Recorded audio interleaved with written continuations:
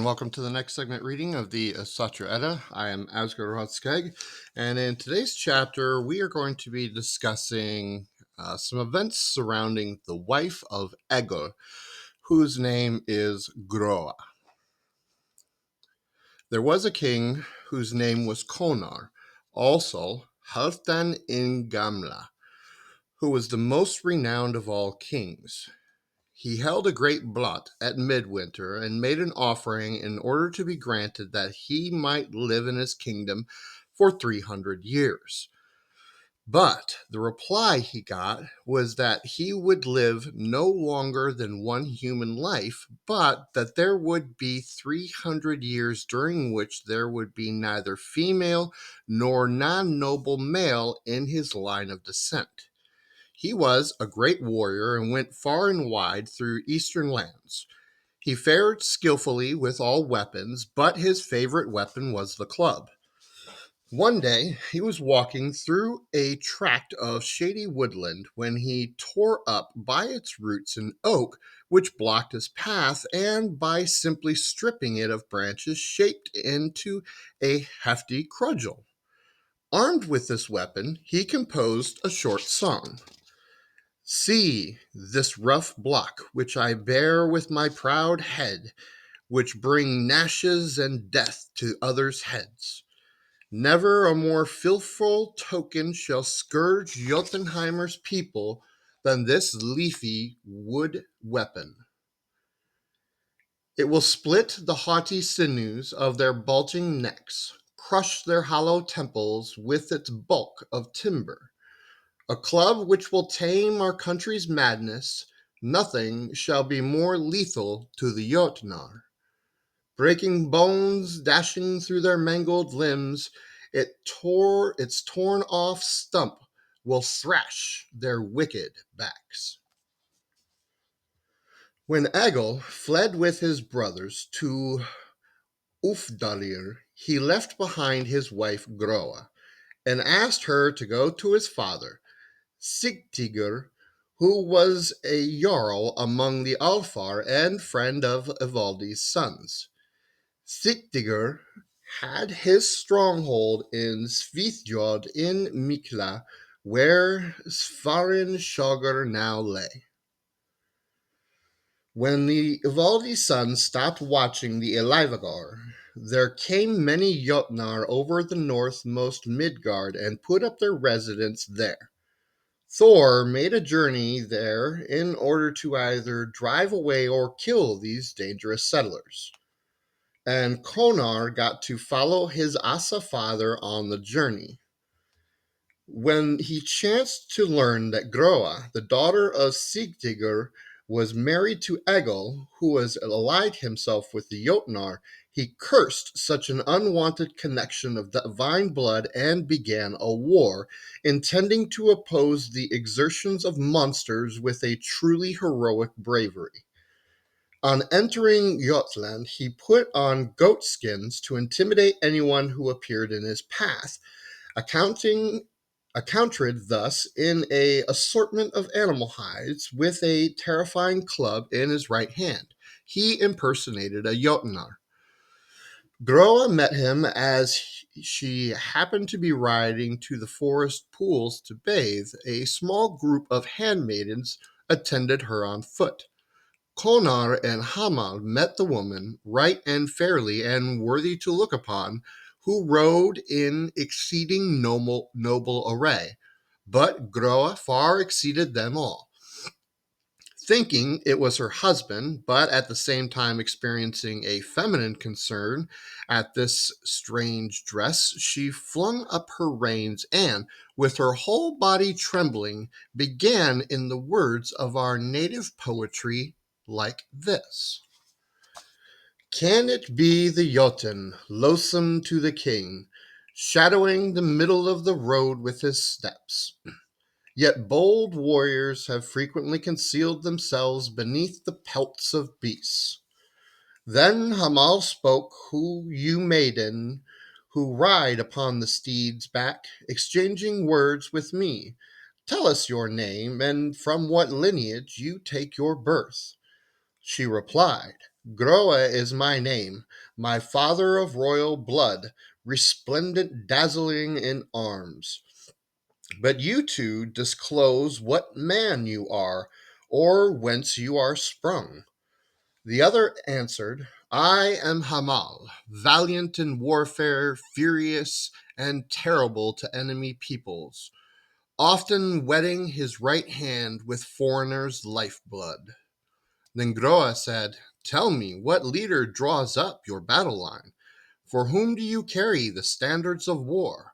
What Jarl prepares you for action? Under whose eye do you wage your strife? Hamall responded, Blessed by the god of war, never deflected by force or fear. Konr guides our troops. Now no blazing fire, ruthless sword, or heaving billows ever dismayed him. Under his generalship, lady, we raise our golden standards. Groa answered him, Retrace your steps, reverse your direction. Otherwise, Sigtryggr will crush you all with his militia.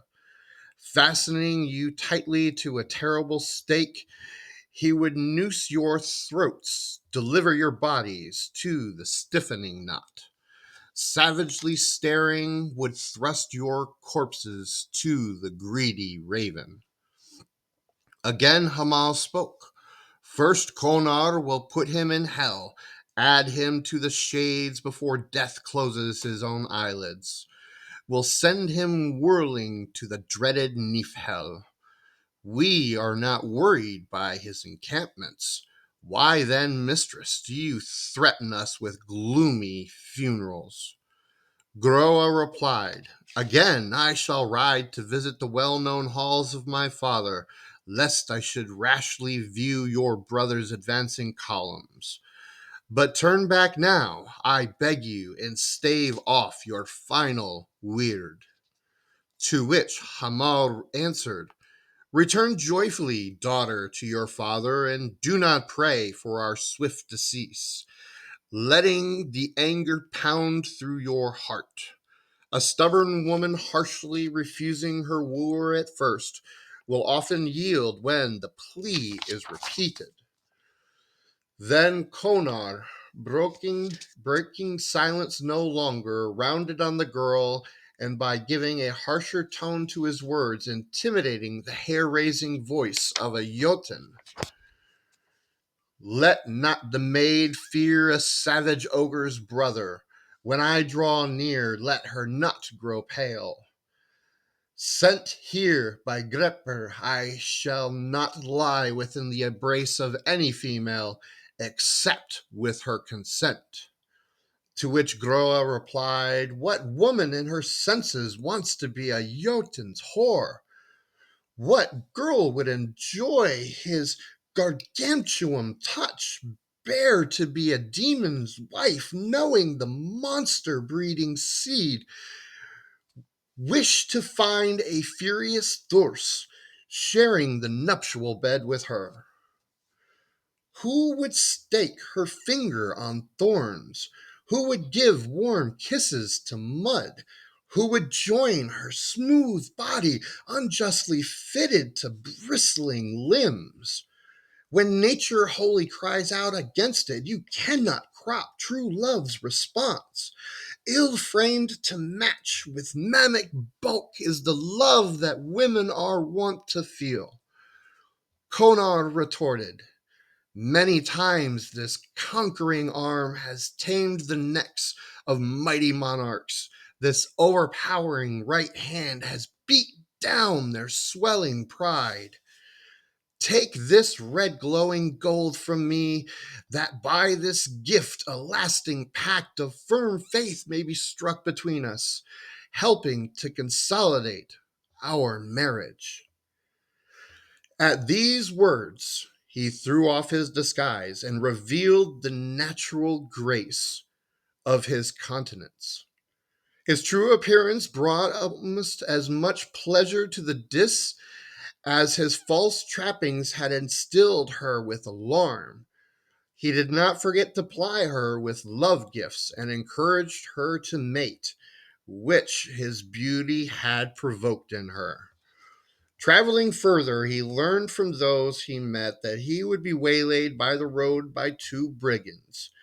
When they rushed eagerly forward to rob him, he dispatched them with a single blow. Afterwards, not wishing to appear to have conferred a benefit on enemy territory, he tied their dead bodies to planks and stretched them upright in such a way that they seemed to be standing. Those they had preyed on whilst they were alive would still be menaced in appearance by their corpses.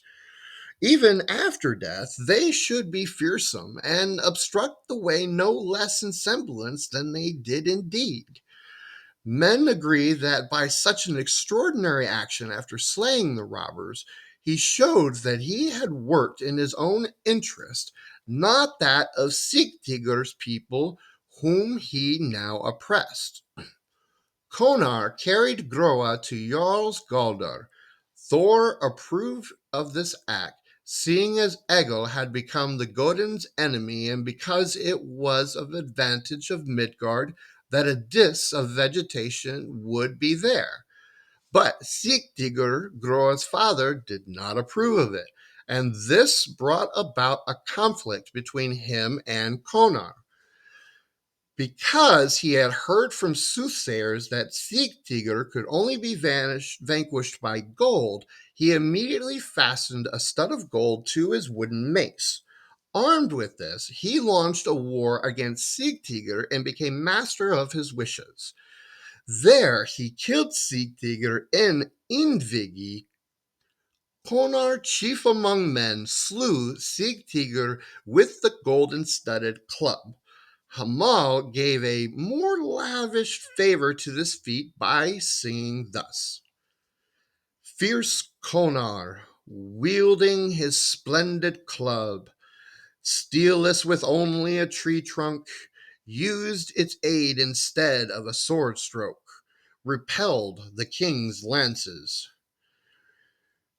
Pursuing Orlog and the will of the Godin, he hammered the fame of the powerless Alfar, till he put their ruler to death, crushed by the inflexible gold.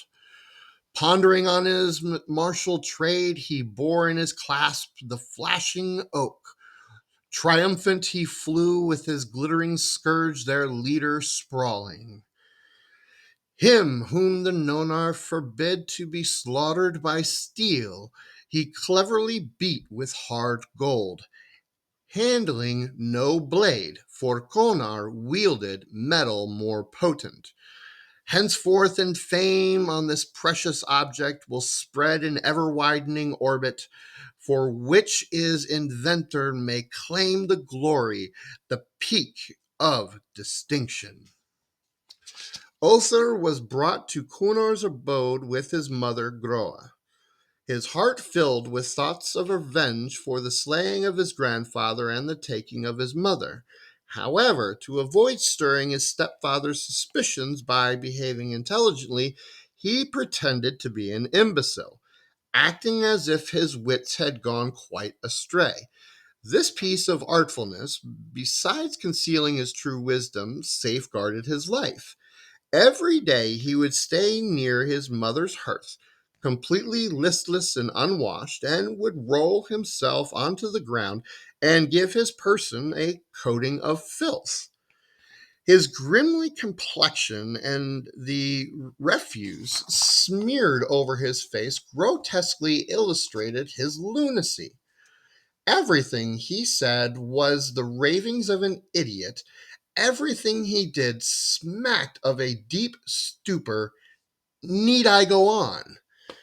You should not have called him a man so much as a ridiculous freak created by Weird in a madcap mood. After destroying Sigtryggr, the Alfar ruler Konar desired to strengthen his possession of his empire won in war. When Svarin, governor of Jotland, was suspecting of aspiring to the throne, he challenged him. Then Svarin's brothers, 6 born in wedlock and 9 with a concubine, sought to avenge his death in an unequal contest. but they were annihilated. A year after this, Groa bore with Konr a son who had the name Grothrumr. However, she always felt like a stranger in Konr's house. She suffered from the thought of being married to the man who was her father's bane, and her heart yearned for Egill. After the lapse of a few years, she was sent away by Konr because of this, and she set out with her young son Othar back to Thvithjoth in Mikla, where they waited for Egill's return. Frosty nights, snowstorms, and hailstorms would come, but not Egill. Then the discs of vegetation languished away and died. On her deathbed, she told her son Othar that if he needed her help, he should go to her grave and call on her. Her remains were laid in a tomb built in a mountain rock with walls, a roof, and a door of heavy boulders. For this eminent achievements, Konr's father, Jarl, now extremely old, allowed him to participate in rule, thinking that rather than exercise supreme power alone in the decline of his life, it was more useful and sensible to share it with his own blood. Now, Hringr, a nobly born Selundir, decided that one of them was unripe for honor, and the other had now outrun the course of his strength. He pleaded the untrustworthy years of both and incited the majority of the Danir to revolt, maintaining that a boyish and a senile mind were equally unfit for royal power. They fought him and they obliterated him, proving to people that no one's age should be thought a disqualification for manliness. Thank you very much for sitting in on this next segment reading. I hope you enjoyed it as much as I did. Please support the channel, hit that thumbs up button, and subscribe for all new content. Thank you again for listening in, and we will see you on the next segment.